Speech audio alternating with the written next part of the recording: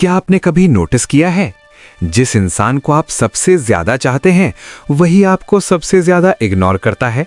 और हैरानी की बात यह है, जितना वो आपको रिजेक्ट करता है आप उतना ही उसके बारे में सोचते जाते हैं। क्यों? क्या ये प्यार है या फिर ये सिर्फ आपके दिमाग का एक खेल है? स्टोइक फिलॉसफी कहती है, हम चीजों से नहीं बल्कि उनके बारे में अपनी सोच से परेशान होते हैं। तो आज हम गहराई से समझेंगे कि क्यों रिजेक्शन अट्रैक्शन को बढ़ाता है, औरतें ऐसा क्यों करती हैं और स्टोइक साइकोलॉजी इसमें क्या कहती है, और सबसे जरूरी, आप इस चक्र से बाहर कैसे निकल सकते हैं। ये कोई शैलो एडवाइस नहीं होगी, ये एक डीप साइकोलॉजिकल ब्रेकडाउन होगा। पार्ट 1, रिजेक्शन का साइकोलॉजी। सबसे पहले एक कड़वा सच समझो, इंसान को वो चीज सबसे ज्यादा चाहिए होती है जो उसे नहीं मिलती। इसको साइकोलॉजी में कहते हैं स्कैरसिटी प्रिंसिपल। जब कोई आपको आसानी से मिल जाता है आप उसे फॉर ग्रांटेड लेने लगते हो, लेकिन जब कोई आपको इग्नोर करता है आपका दिमाग उसे वैल्यूएबल समझने लगता है। क्यों? क्योंकि आपका माइंड ये मान लेता है, अगर ये मुझे नहीं मिल रहा तो इसमें कुछ खास जरूर है। यही कारण है कि रिजेक्शन अट्रैक्शन को बढ़ा देता है। पार्ट 2, औरतें रिजेक्ट क्यों करती हैं? अब सवाल आता है, क्या औरतें जानबूझकर रिजेक्ट करती हैं? कभी कभी हाँ और कभी कभी नहीं। एक, इमोशनल टेस्टिंग यानी परीक्षण करना। औरतें अक्सर ये देखना चाहती हैं आप इमोशनली कितने स्ट्रांग हो।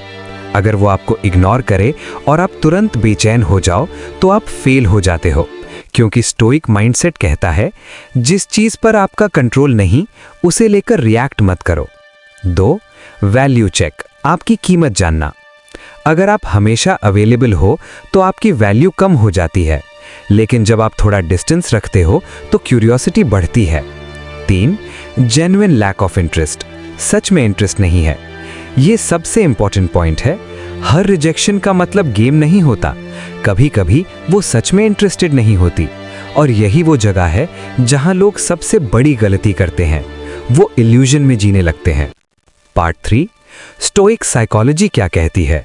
स्टोइसिज्म का एक फंडामेंटल रूल है, focus only on what you can control.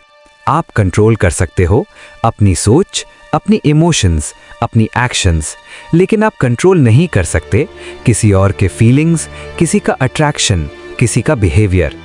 तो जब कोई आपको रिजेक्ट करता है आपके पास 2 चॉइसेस होती हैं। चॉइस 1, आप उसके पीछे भागते रहो और खुद को खो दो। चॉइस 2, आप खुद को बेहतर बनाओ और आगे बढ़ जाओ। स्टोइक्स हमेशा दूसरी चॉइस चुनते हैं।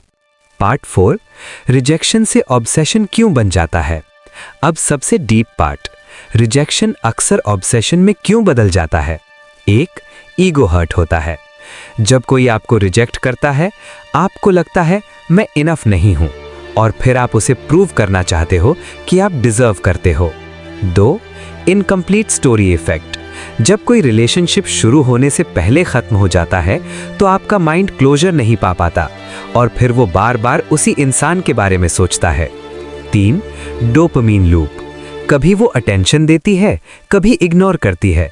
ये इंटरमिटेंट रिवॉर्ड पैटर्न होता है जो एडिक्शन से भी ज्यादा पावरफुल होता है। पार्ट 5, रियलिटी चेक यानी कड़वा सच। अब एक बात साफ सुन लो, अगर कोई आपको बार बार रिजेक्ट कर रहा है तो वो इंटरेस्टेड नहीं है, बस। आप चाहे कितना भी लॉजिक बना लो, वो टेस्ट कर रही है, वो शाई है, वो कंफ्यूज्ड है, लेकिन सच यही है, इंटरेस्ट क्लैरिटी लाता है, कंफ्यूजन नहीं। पार्ट 6, स्टोइक सॉल्यूशन यानी आप क्या करें। 1, इमोशनल डिटैचमेंट सीखो। मतलब ये नहीं कि फीलिंग्स खत्म कर दो, बल्कि उन पर कंट्रोल रखो। अगर वो रिप्लाई करे ठीक, ना करे भी ठीक। 2, सेल्फ रिस्पेक्ट को प्रायोरिटी दो। स्टोइक्स कहते हैं जिस इंसान को खुद की वैल्यू नहीं पता दुनिया उसे कभी वैल्यू नहीं देगी। 3, अटेंशन वापस लो। आपका अटेंशन सबसे पावरफुल करेंसी है। जिसे आप अटेंशन देते हो वो आपके ऊपर पावर पा लेता है। 4, अपग्रेड योरसेल्फ।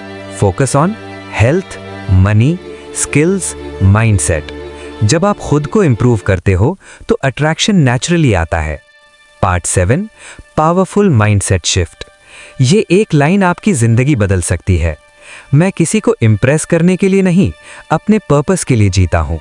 जब ये माइंडसेट आ जाता है तो रिजेक्शन आपको तोड़ता नहीं, आपको मजबूत बनाता है। एंडिंग, याद रखो, रिजेक्शन पेन देता है लेकिन क्लैरिटी भी देता है। अट्रैक्शन चेजिंग से नहीं, सेल्फ वर्थ से आता है।